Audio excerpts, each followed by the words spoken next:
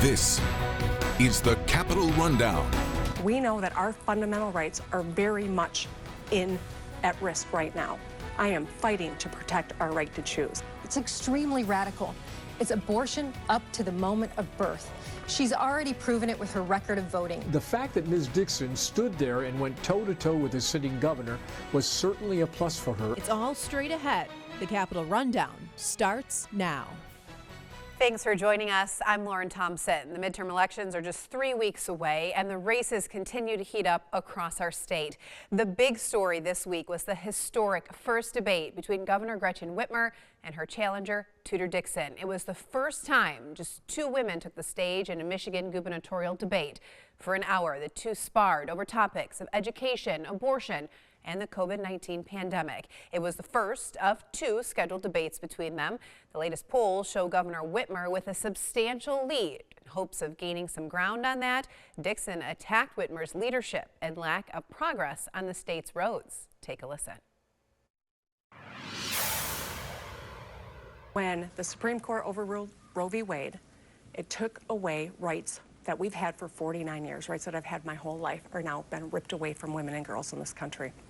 Michigan could revert to a 1931 law that makes it a felony, no exceptions for rape or incest, criminalizing doctors and nurses. The only reason that law is not in effect right now is because of my lawsuit stopping it. When Roe fell, Mrs. Dixon celebrated that. She said it didn't even go far enough. She said she wanted to make abortion a felony, no exceptions for rape, incest, or health of the woman, and throw doctors and nurses in jail. That is too extreme and too dangerous. We know that our fundamental rights are very much at risk right now. I am fighting to protect our right to choose. My lawsuit would have kept the law as it is. Our legislature wouldn't take action, and so now we have a ballot initiative to vote on. I will be voting yes. I am pro-life with exceptions for life of the mother, but I understand that this is going to be decided by the people of the state of Michigan or by a judge. As the governor's already stated, a judge has already ruled in this case.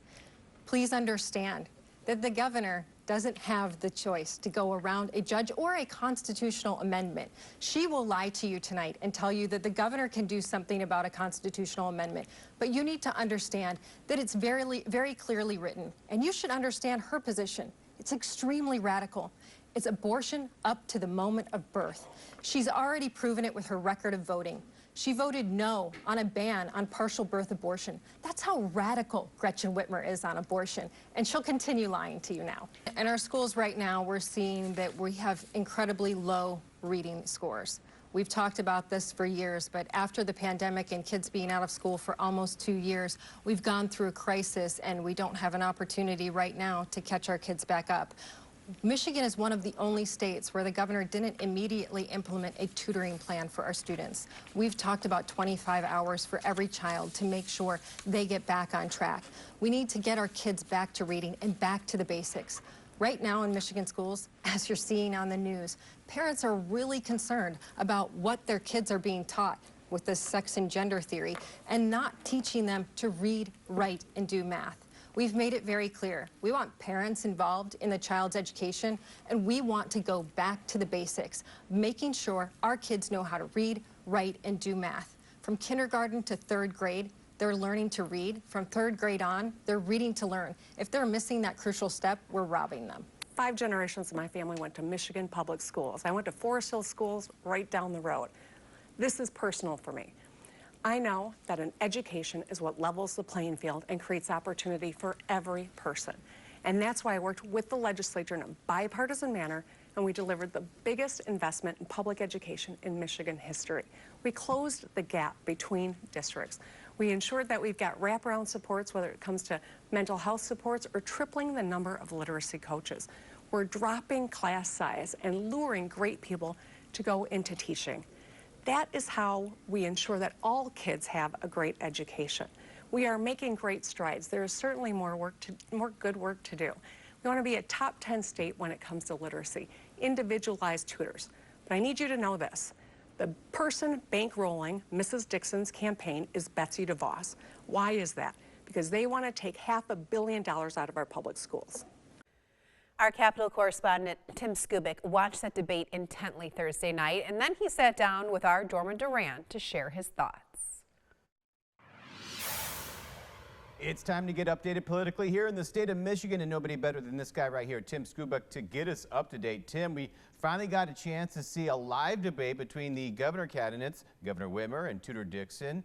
What were some of the takeaways that you had? Well, here's the interesting point. I think a lot of people going into this debate thought that the governor, having much more political experience, 15 years, and Tudor Dixon having very little political experience, she's never run for anything, and now she's running for governor, that the governor would kind of clean up the floor with Ms. Dixon. Well, that didn't turn out to be the case. Both candidates were extremely prepared. Both of them were loaded with rhetoric. In fact, if it was a 1-hour debate, if you took out the term lies, radical, destructive, and things like that, it would have been a half-hour debate. The governor accused her of being a liar. She accused her of being a liar. And they were both playing from the same songbook here on making that accusation. And then who was most radical? That's what the debate came down to. Now, the ultimate question that you have to ask, did the debate make any difference at all? One, we would have to see the numbers as to if anybody watched. This was not in the Detroit area. And Detroit obviously delivers that area more votes than outstate Michigan, so that's one factor. So Detroit was left out of the equation. Did it change the debate based on the content? I don't think so. Ms. Dixon made her points about the governor being bad in these areas. The governor retorted and then tried to talk about her record, which you expected her to do. And so I think they pretty much fought on that front. So to the question of does this change anything, it probably does not, because Tudor Dixon did not hit the governor out of the park with a home run or a knockout punch and vice versa. And so they basically fought to a draw.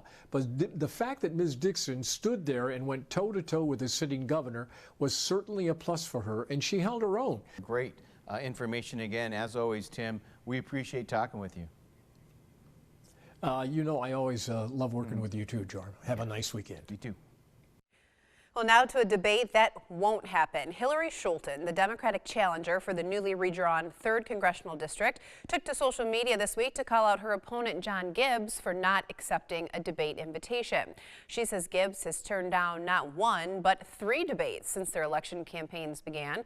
Schulten wrote, quote, "He's more interested in selling his election lies than he is in showing up for our community." Gibbs defeated incumbent Peter Meyer in the district's primary back in August. He has largely stayed out of the spotlight since. Well, coming up next, we'll take a look at the latest poll numbers from the races across our state, including what voters think about the 3 proposals on the ballots. That's when the Capitol Rundown returns.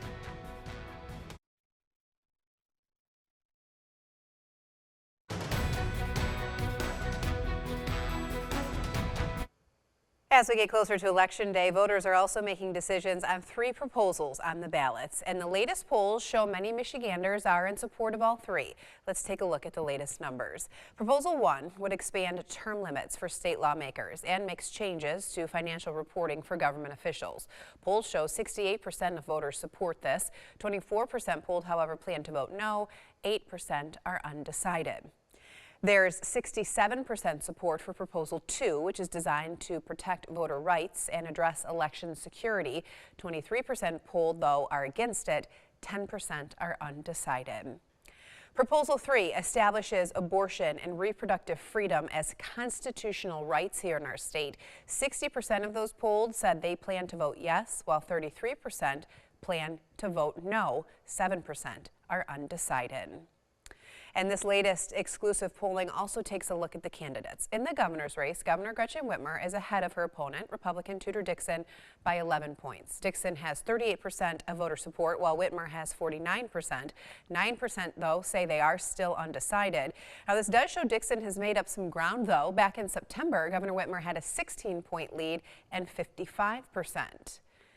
It's also a closer race now between Michigan Attorney General Dana Nessel and her challenger, Republican Matt DePerno. Nessel's holding on by a 4-point lead, which is within the margin of error. The latest numbers show she has 43% support, while DePerno has 39%. Back in September, Nessel was at 48%. And finally, when it comes to Secretary of State, Jocelyn Benson has a 10-point lead over her opponent, Christina Caramo. 47% of voters say they'll vote for Benson, while 37% want Caramo. 12% are undecided. That new poll was conducted by Epic MRA. 600 likely voters were polled between October 6th and October 12th. Well, still ahead, we catch up with Lieutenant Governor candidate Shane Hernandez as he talks about what his plans are for the future if he's elected with Tudor Dixon. Stay with us. The Capitol Rundown will be right back.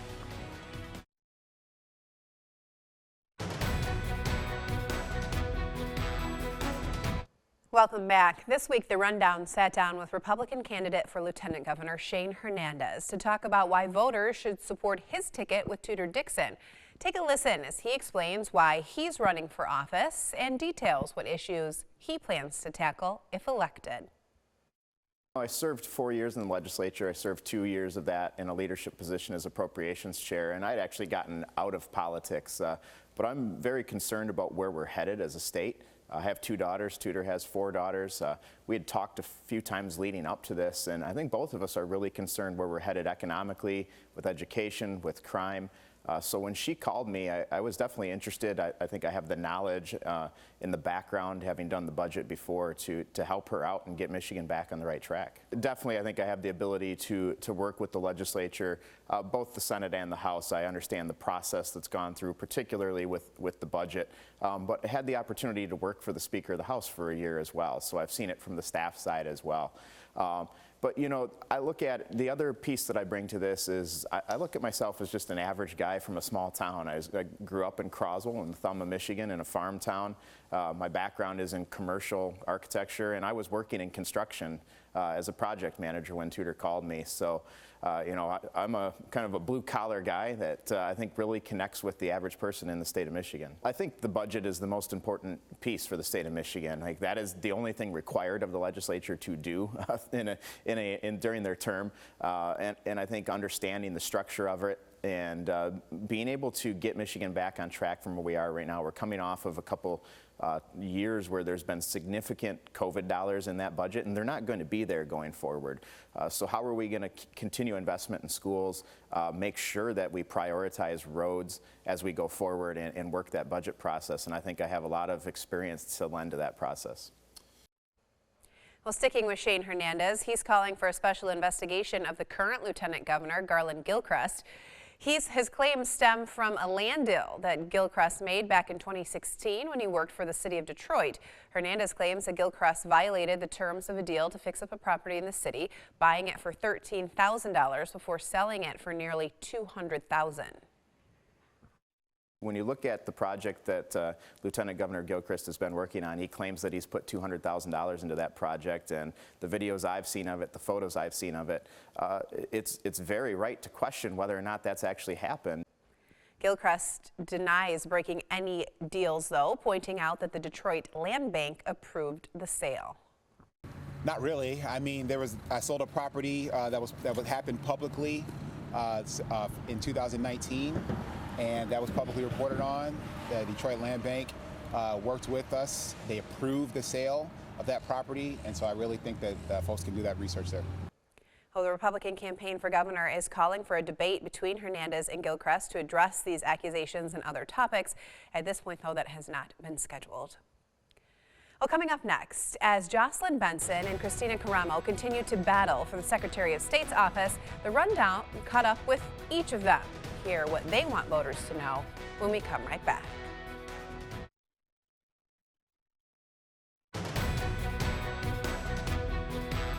Welcome back. The race for the Secretary of State's office is heating up as incumbent Jocelyn Benson seeks re-election for a second term, while her challenger, Christina Caramo, attempts to take her place. The Rundown sat down with both candidates. Take a listen as they share their differing opinions on how secure our current election system is.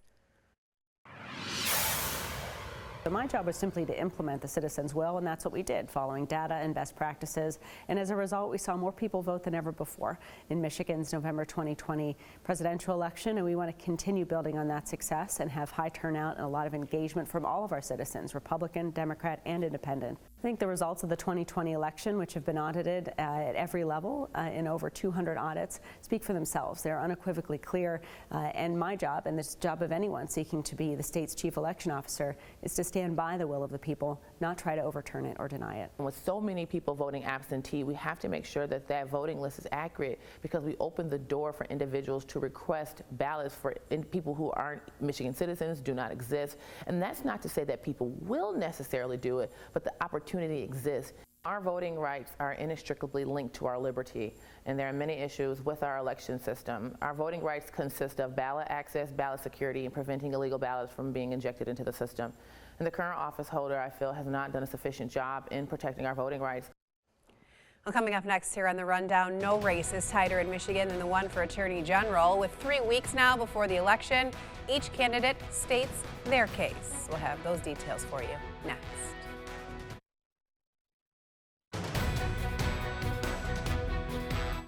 It's a close race between current Michigan Attorney General Dana Nessel and her challenger Matt DePerno. Take a listen as they weigh in on why they're the best person for the job, and also discuss allegations that DePerno broke the law while investigating the 2020 election. I think I've been an incredibly effective Attorney General when it comes to protecting the public. Children and women in our state know that they have an effective advocate for them and someone who's going to protect them and their families. We've worked hard to make sure that each and every person receives equal protection under the law, and that includes women right now. I'm a guy who's got a ton of experience in this area. Many of the cases that I am involved in involve the Attorney General and their office. So I understand how that system works. I understand how her office works. We got to make our cities safe again for everyone. Whether you're Democrat, Republican, or Independent, you want safe cities. You had a number of individuals who had illegally accessed voting tabulators around the state of Michigan. And as is the usual practice, the Department of State referred that to our office. We performed an investigation along with the Michigan State Police, and that investigation eventually led to my opponent. There is no crime, by the way. I completely deny every allegation. Everything I did was pursuant to a court order. But the Oakland County prosecutors told her, never weaponize your office against your political opponents. So she sought a special prosecutor now.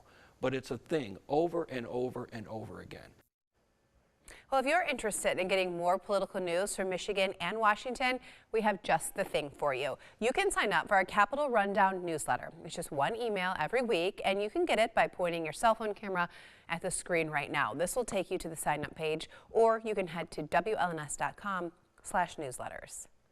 That's our show for this week. Thanks for watching the Capitol Rundown. We hope to see you back here again next weekend.